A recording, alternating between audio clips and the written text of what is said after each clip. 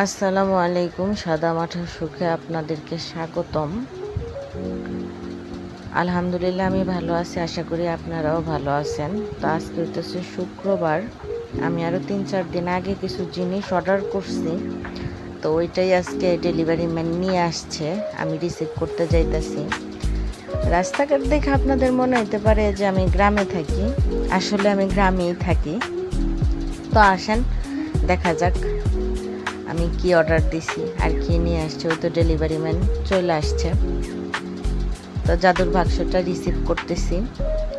তো বাসায় গিয়া চলেন আপনাদেরকে দেখাই যে আমি কি কি অর্ডার করছি। তো এই তো জাদুর বাক্স নিয়ে আসলাম। এটার মধ্যে অনেক টেপ লাগানো, কস্টেপ লাগানো। তো এই কস্টেপগুলো এখন কাটতে হবে।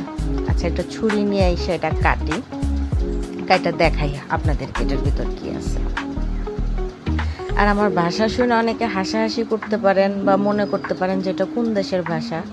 তা আমার দেশের বাড়ি হচ্ছে গাজীপুরে, কিন্তু আমি দুঃখজনক যে আমি গাজীপুরের ভাষা পারি না। আমার বিভিন্ন জেলার ভাষা মিক্সড করে আমি আসলে বলি। আমি কখনো আমার কথার মধ্যে শুদ্ধ ভাষা আইসা পড়ে, আবার কখনো আঞ্চলিক ভাষা, আবার এক এক সময় এক এক জেলার ভাষা আমি বইলা ফেলি। তো কথাটা হচ্ছে আসলে মনের ভাব প্রকাশ করা, সেটা যেইভাবেই বলি না কেন। তো আমি এরকমভাবেই কথা কইতে আপনার কমফোর্ট ফিল করি, তো সেজন্য এইরকম করেই কইতেছি, আপনারা কেউ কিছু মনে করেন না। তো এই যে জাদুর বাক্সটা আমার প্রায় কাটা শেষ। তো আসেন দেখি এটার ভিতর কি কি আছে। তা আমি কিছু সরিষার তেল অর্ডার করছি, কারণ আমি সরিষার তেলের তরকারি খাই। এখানে 2 কেজি সরিষার তেল আছে। সরিষার তেলটা অথেন্টিক, ঘানিতে ভাঙানো।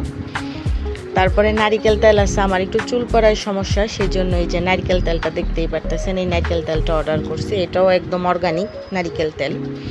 তারপরে হচ্ছে আমার আবার সকালে খালি পেটে ওই লেবু কুসুম গরম পানিতে মধু মিশিয়ে খাওয়ার অভ্যাস আছে। এটা হচ্ছে অরিজিনালি সুন্দরবনের মধু, একদম সুন্দরবন থেকে সংগ্রহ করা।